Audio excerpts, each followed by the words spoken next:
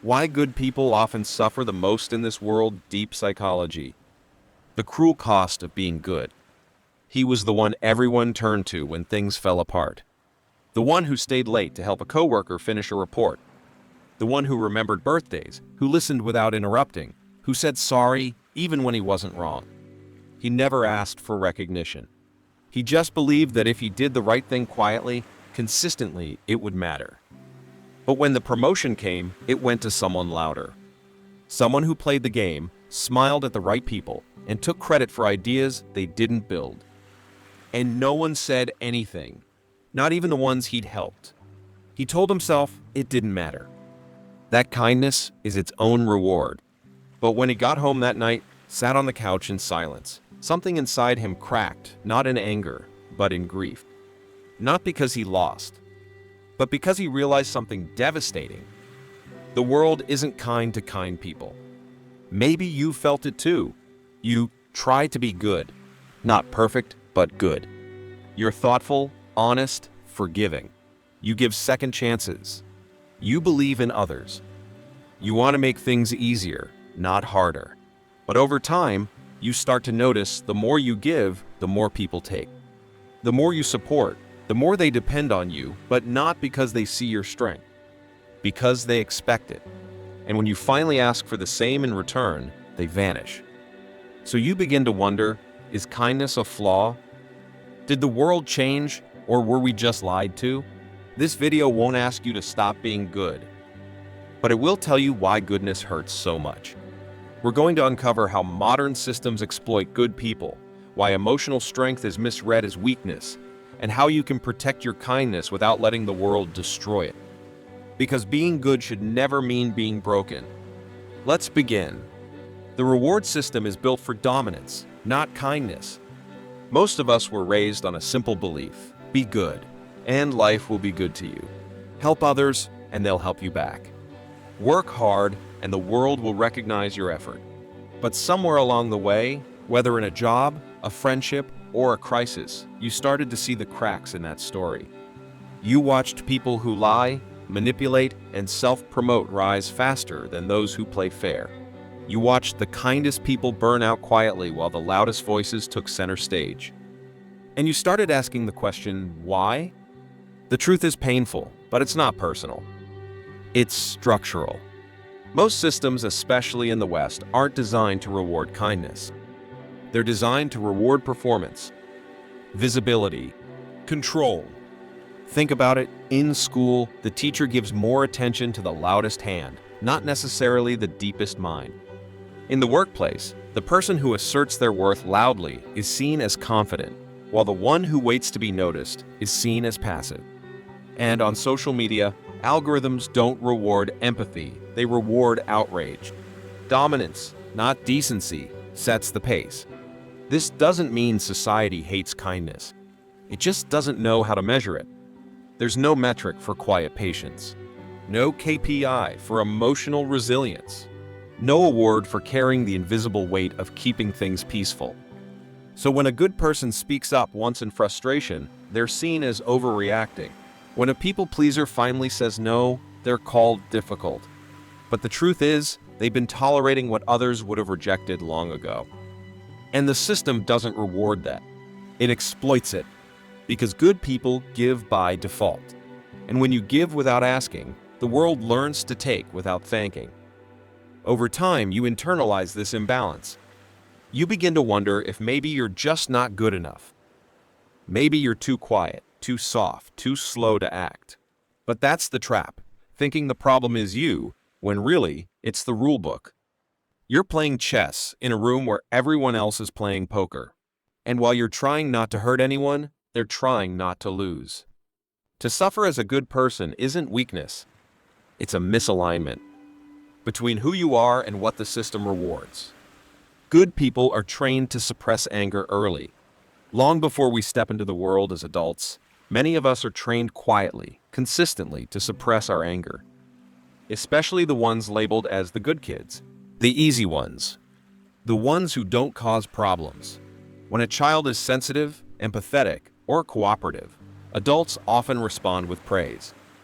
But they also respond with pressure, Be patient. Don't talk back. Set an example. Be the bigger person. These messages seem harmless, even loving. But over time, they teach one thing. Your emotions are valid until they make someone else uncomfortable. And anger? Anger is the first to go. Because anger disrupts harmony. It draws attention. It makes people confront things they'd rather ignore. So, the good kid learns to fold it inward, to stay calm even when disrespected, to smile when hurt, to use logic where fire might be more honest. And then they grow up. They become the friend who says, "It's fine even when it's not." The employee who absorbs unfair treatment to keep the peace.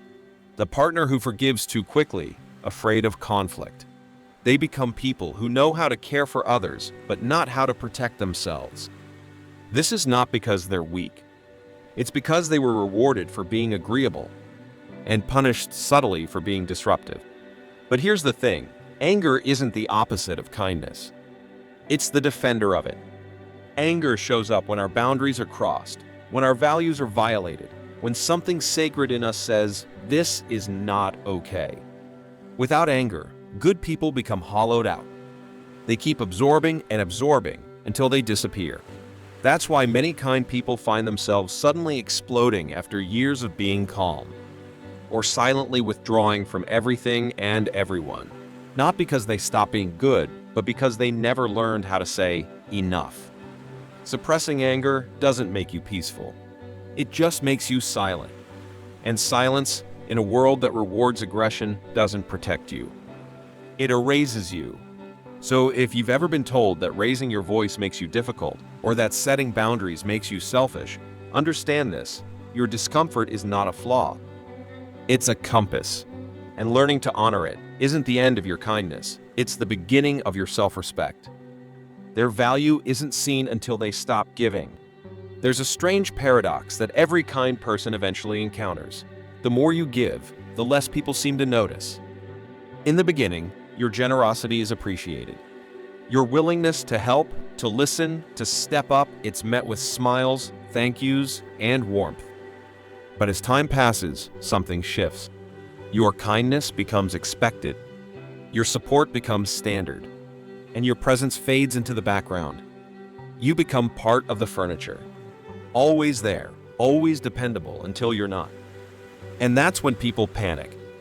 Not when you were overextending yourself. Not when you were holding everything together in silence. But the moment you stop. The moment you take a step back, people look around and finally realize the space you filled. And suddenly they ask, "What's wrong?" You've changed. But you didn't change. You just stopped carrying what wasn't yours. This is the invisible cost of being good in a system that sees giving not as a gift, but as a duty. When you're the reliable one, the peacemaker, the emotional sponge, people grow used to your silence. They assume you're fine because you never complain. They assume you're strong because you never break. They assume you don't need help because you're always the one offering it. And worst of all, they don't see your absence as a loss. Until they feel the weight they didn't know you were lifting. It's not that people are cruel. It's that we're wired to normalize comfort. And when someone makes life easier for us, we stop questioning the effort it takes from them. This is why good people often feel invisible. Not because they're unimportant, but because they're too consistent, too available, too quietly essential. The lesson here isn't to become cold or distant. It's to recognize that your value isn't in how much you can give, it's in how consciously you choose to give. Because when giving is automatic, it's taken for granted. But when it's deliberate, it's honored. So if you've ever felt like people only notice you when you're missing, you're not alone. And you're not unappreciated. You're just finally standing in a truth they were never taught to see, that your worth was never in what you did for others. It was always in who you were, even when no one looked. The strong are often misunderstood as cold. In a world that praises charisma and confidence, strength is often misunderstood. We're told that being strong means being bold, direct, in control. But for many good people, strength looks different. It's quiet. It's measured. It's the ability to absorb tension without reacting, the capacity to stay soft in a hard moment, to hold pain without passing it on. But here's the problem. That kind of strength is invisible to most people because it doesn't come with volume. It comes with restraint. And in our culture, restraint is often mistaken for weakness or worse, coldness. Think about the quiet colleague who never gossips, never complains, but also doesn't join the after-work crowd.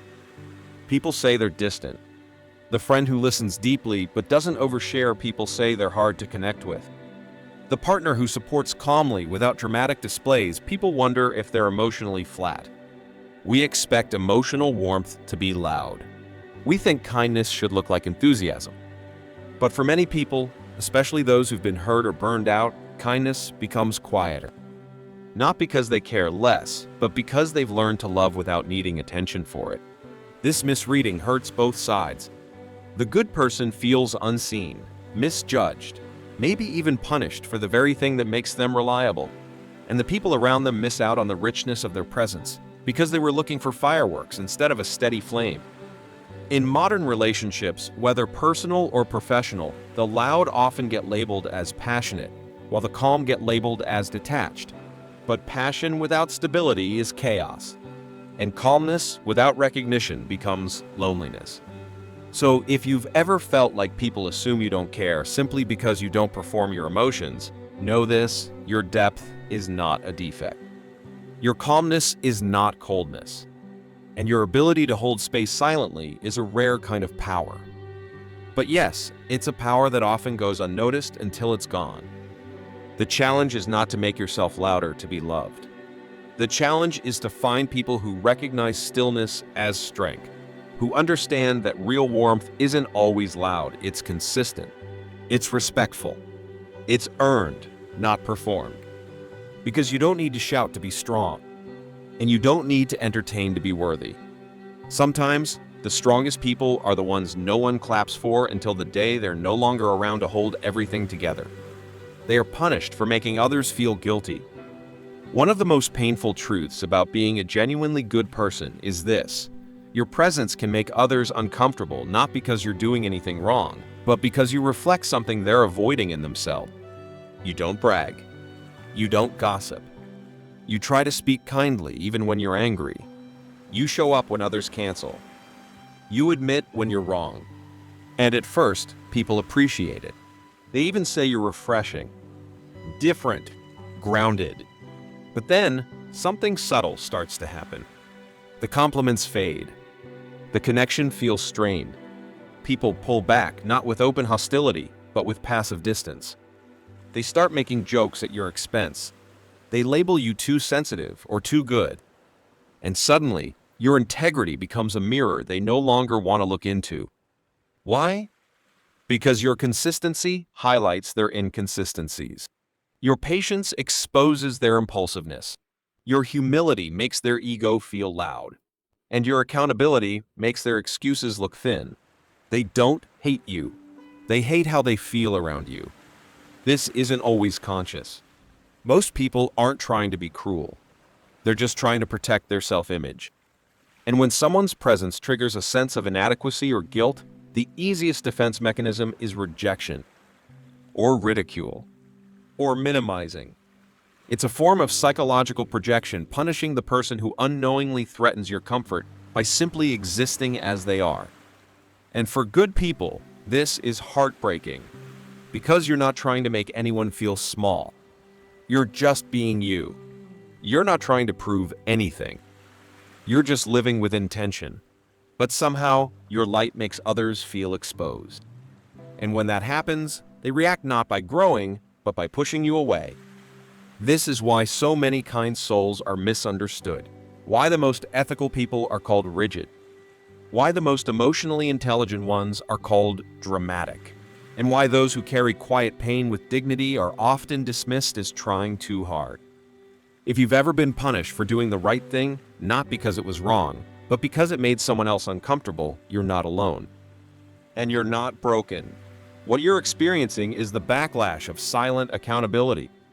And yes, it hurts, but don't let it make you small.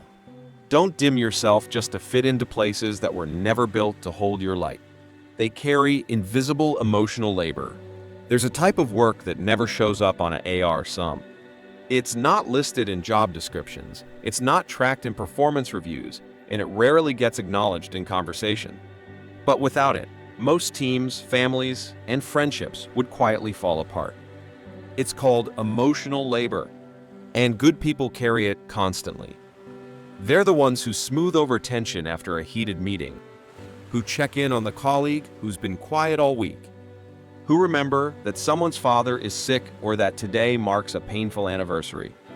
They're the glue in social groups, the emotional buffer in relationships, the unspoken therapist in the room. And the weight they carry? Invisible. Because emotional labor isn't about tasks, it's about atmosphere. It's the constant effort to maintain peace, prevent conflict, uplift others, and manage the emotional temperature of every room you walk into. And when your good, compassionate, observant, attuned people start to expect it from you, without asking, without compensating, without even realizing they're doing it, you become the one who always listens, the one who knows when to intervene, the one who makes others feel seen. And that's a beautiful gift, but also a dangerous trap. Because no one thinks to ask how you're doing. They assume you're okay because you're functioning, because you're helpful, because you smile. But inside, you're carrying the weight of everyone's silence, everyone's stress, everyone's fragility while holding your own together alone. Over time, this imbalance leads to emotional exhaustion.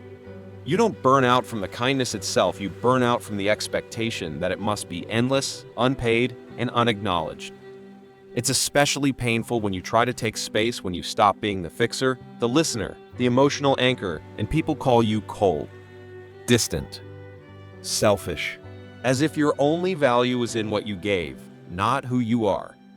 But the truth is, you deserve support too. You deserve spaces where you don't have to manage the room, where you can be messy, confused, quiet, where your role isn't caretaker but human. So, if you're tired, it doesn't mean you're failing. It means the invisible weight has become too heavy. And if people only love you for your emotional labor, they never really loved you. They just loved the way you made them feel. Their silence is mistaken for weakness. There's a quiet kind of strength that rarely gets recognized. It doesn't shout. It doesn't demand. It doesn't compete for the spotlight. But in moments of tension, it's the presence that steadies the room. In moments of conflict, it's the one that listens instead of attacks. And in moments of unfairness, it's the one that absorbs the blow with dignity. This strength is called silence. Not the silence of apathy, but the silence of restraint, of maturity, of someone who knows they could say more but chooses not to. And yet, in most environments, especially high-pressure ones, that silence is misread. It's seen as passivity, as lack of confidence, as weakness. People assume if you don't speak up, you must not have anything valuable to say. Or worse, if you don't fight back, you must agree. But good people, especially those raised to keep the peace, often default to silence, not because they're weak, but because they're calculating the emotional cost of speaking. They know how words can bruise, how tone can escalate, how one moment of reaction can undo years of quiet contribution. So they stay silent, not out of fear, but out of care. And yet, this very silence becomes a target. They're talked over in meetings, ignored in group decisions, taken for granted in friendships. And when they finally do speak up, it's often met with surprise or worse, dismissal. As if their voice only matters when it's loud. As if their perspective only counts when it mirrors the dominant one. This misinterpretation is costly, because when we fail to recognize quiet strength, we lose it. We burn out the most thoughtful people by forcing them to become performers. We isolate the most emotionally intelligent by demanding they be aggressive. And we punish the most self-aware by equating their restraint with invisibility. If you've ever walked away from a conversation feeling unheard, not because you didn't speak, but because no one was truly listening, you know this pain. And it's not your fault. Your silence is not a sign of weakness. It's a form of wisdom. But wisdom, in a loud world, often goes unnoticed. The key isn't to abandon your stillness. It's to protect it. To surround yourself with people who understand that the loudest voice isn't always the clearest, and that sometimes the strongest hearts are the quietest in the room. You can stay kind without being broken. If this video resonated with you, it's probably because you've spent a lifetime walking the thin line between kindness and exhaustion, between being generous and being used, between giving with intention and giving until there's nothing left. And maybe somewhere along that line, you started to believe that to stay kind, you had to stay quiet. That to be loved, you had to be small. That to be good, you had to endure. But here's the truth, you don't have to break yourself to prove your worth. Kindness is not about erasing your boundaries. It's about expanding your compassion without abandoning your core. You can say no and still be kind. You can disappoint others and still be good. You can protect your energy and still be generous. The world needs good people, but it needs them whole, not hollowed out by guilt, not twisted by shame, not performing strength while quietly falling apart. You are allowed to walk away from what drains you. You are allowed to speak even if your voice trembles. You are allowed to stop carrying what was never yours. This isn't weakness. It's wisdom. Because being good doesn't mean being perfect. It means being principled. And principles require courage. The courage to act with integrity, even when it's inconvenient. The courage to love without losing yourself. The courage to be kind and still be seen. You are not here to please everyone. You are not here to fix everyone. You are here to live, to grow, to connect, to create. And you can't do that if you're constantly shrinking to keep others comfortable. So let this be your quiet revolution. Not a rebellion of anger, but a return to balance. Not a rejection of kindness, but a deeper version of it. The kind that includes yourself. The kind that's rooted in truth, not performance. The suffering of good people isn't inevitable. It's structural. And structures can be changed, starting with how you show up for yourself. Protect your kindness, but protect yourself too. Because when you do, your goodness doesn't just survive. It shines.